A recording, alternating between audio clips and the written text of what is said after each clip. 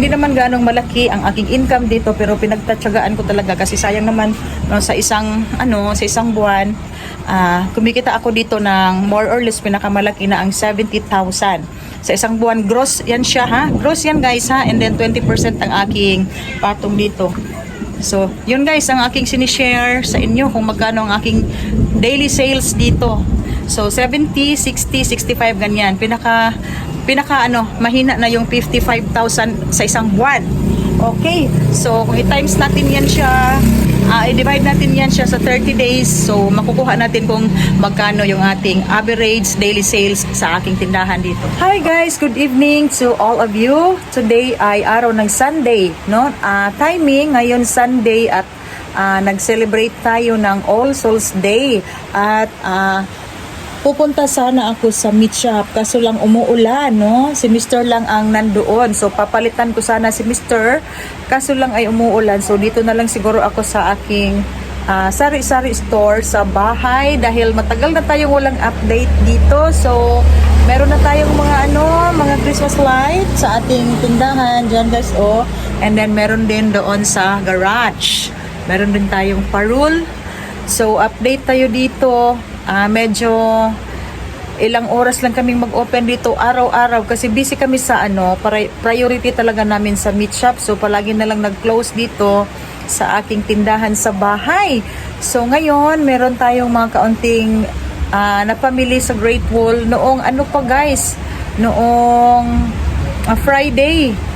Kaso lang hindi ko nadala yung iba. So ito lang nasa carton ang aking nadala dito kagabi. Meron pa ako mga canned goods doon kasi konti na lang yung ating mga canned goods. Marami akong biniling corned beef at saka mga century tuna na hindi ko pa naidala dito dahil nga busy tayo. And then nandito din ang aking dalawang apo at ang aking anak. So kanina pa sila umuwi. So ito ang ating update sa aking sari-sari store. Alam nyo guys, no, dito sa bahay hindi naman ganong malaki ang aking income dito, no? Maswerte lang ako kung umaabot ako sa 3,000 per day. Yan guys. Pero pinagtsatsagaan ko talaga ito dahil wala tayong renta. Tapos pwede na i-close open lang, no? Wala tayong sinisweldohan na sales lady, unlike sa aking meat shop na meron talaga akong dalawang sales lady doon kasi hindi pwede at hindi namin kakayanin ang trabaho. So yan yung kagandahan kung ang ating sari-sari store ay nasa bahay lang natin. Di ba rin lang hindi ganong malakas, basta ang ating stocks ay yung mga saleable lang, no, ang ating ibebenta dito. Huwag tayong mag-stocks ng mga slow moving items para hindi matutulog yung ating puhunan. So ako dito ang marami ditong stocks na nag-stock talaga ako ay mga palamig. Number 1 ang Coke, mga soft drinks, beer, Red Horse, Grande, at itong mga distilled water and mineral water. So yan guys, yung nasa likuran ko nasa isang bottless rack, and yung mga basic needs lang ng ating mga customers, ng ating mga kapitbahay.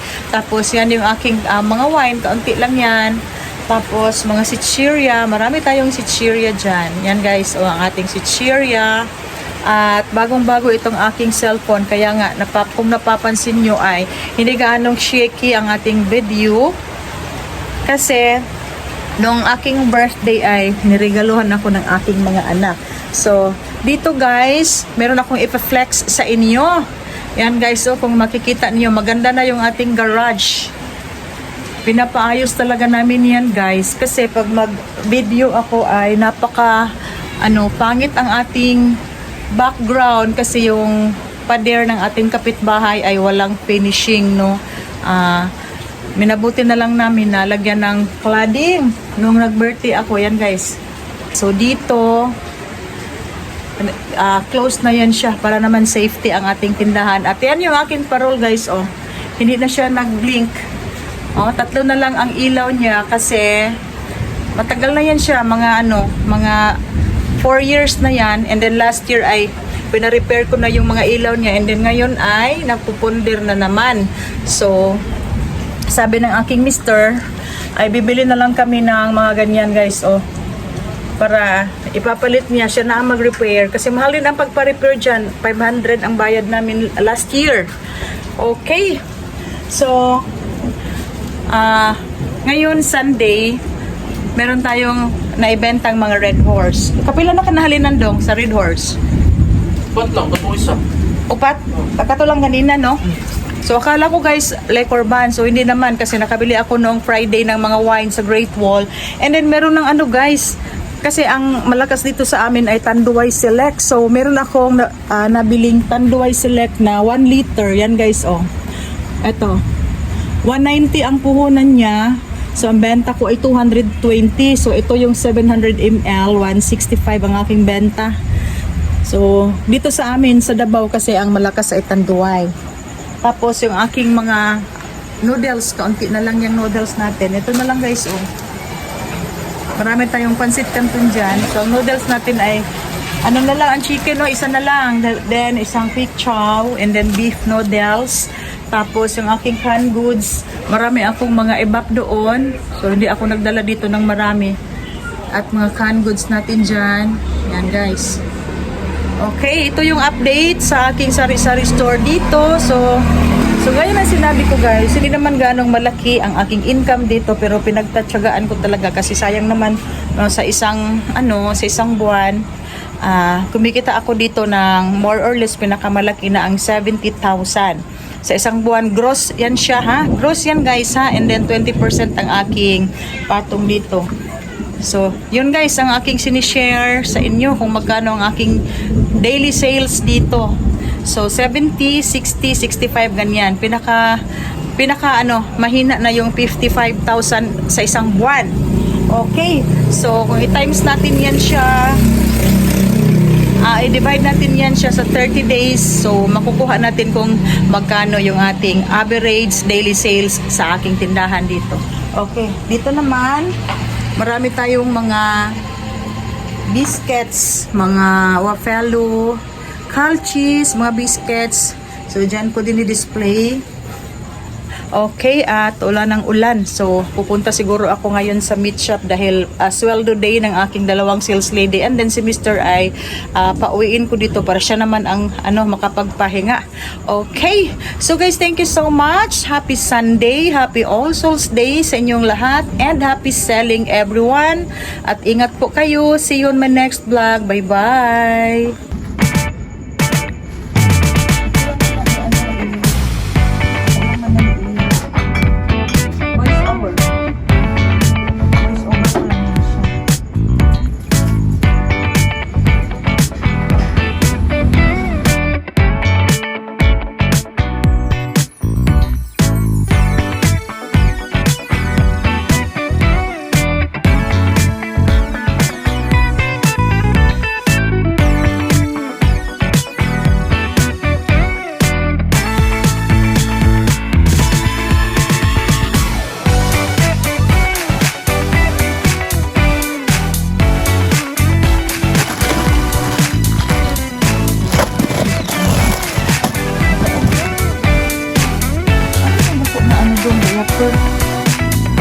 Mo na pa yung bisang at? Ano na yung dako? Pero ano kami sa ubos niya. Dalawang kami sa ubos. Ano sa dagpo siya nga ngani? Wala po nagbay na ngani ba? Dapat rest. Kali kaya ano na ang gulog? 16 ka buo. 42. Pero, hindi ka na ito nagsimpo. Paglingan doon nato ang siya sa dako.